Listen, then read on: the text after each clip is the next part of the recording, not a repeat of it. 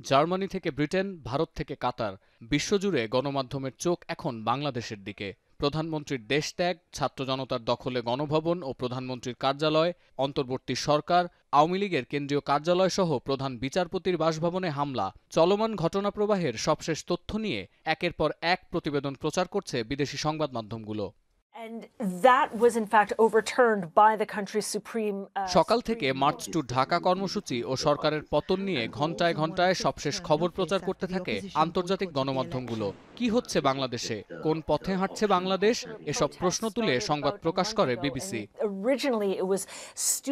শেখ হাসিনা বাংলাদেশ ছাড়ার পর তার চূড়ান্ত গন্তব্য কোথায় বা কোন দেশে, এ নিয়ে সবশেষ খবর প্রচার করেছে ভারতীয় গণমাধ্যমগুলো। এনডিটিভির প্রতিবেদন বলছে, ভারতের দিল্লিতে শেখ হাসিনাকে বহনকারী এয়ারক্রাফট অবতরণের পর প্রধানমন্ত্রী নরেন্দ্র মোদীর সাথে চলমান পরিস্থিতি নিয়ে আলোচনা করেছেন দেশটির পররাষ্ট্রমন্ত্রী S Jaishankar. Press trust of India PTI এর সূত্রের বরাত দিয়ে হিন্দুস্তান টাইমস বলছে, ভারত থেকে লন্ডনে যেতে পারেন শেখ হাসিনা।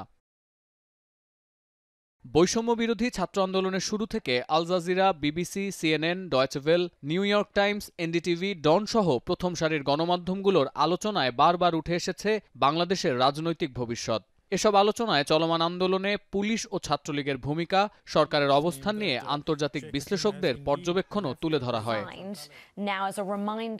সতীর্থ কর্মকার, এখন বিশ্ব।